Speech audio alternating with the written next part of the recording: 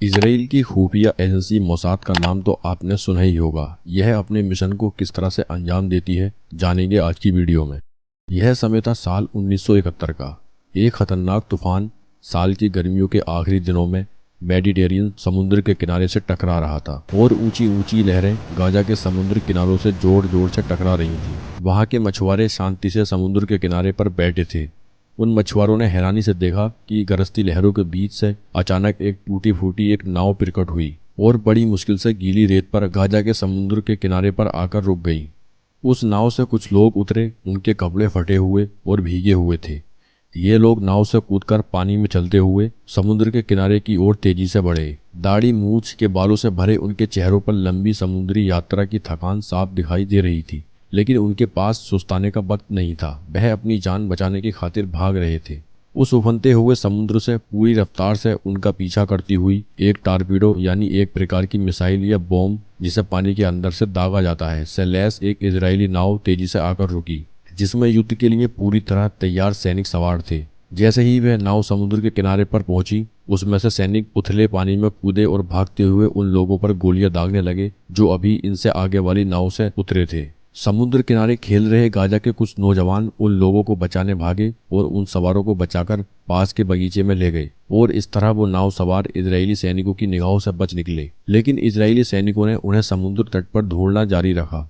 देर रात को एक कलांशिकोव यानी AK-47 बंदूकधारी कुछ फिलिस्तीनी नौजवान पता लगाने चोरी छिपे उस बगीचे में दाखिल हुए और इन फिलिस्तीनी नौजवानों ने दूर एक कोने में जमा उन भागकर आए लोगों को देखा और पूछा, तुम लोग कौन हो भाई?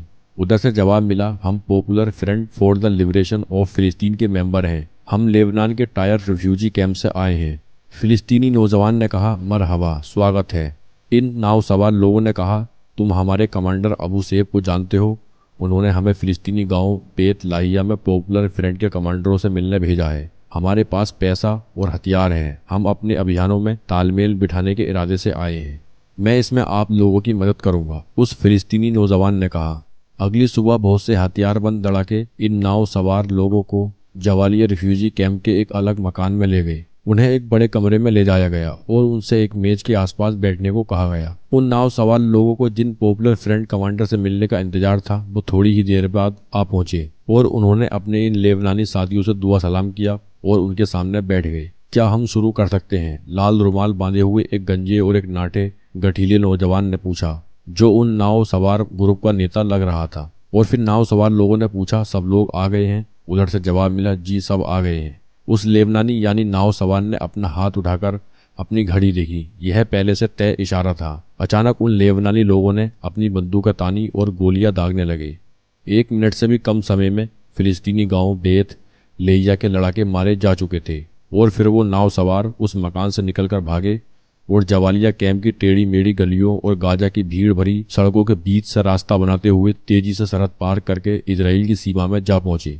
इस काम को अंजाम देने वाला इनमें से एक इजराइल सेना का कमांडर मेयर डैगन था, जो लेबनानी लड़ाकों का वेश बदलकर नाव से गाजा समुद्र किनारे पर पहुंचा था। कमांडर मेयर डैगन ने जनरल एरियल एरिक को सूचना दी कि ऑपरेशन कामिलियन कामयाब रहा।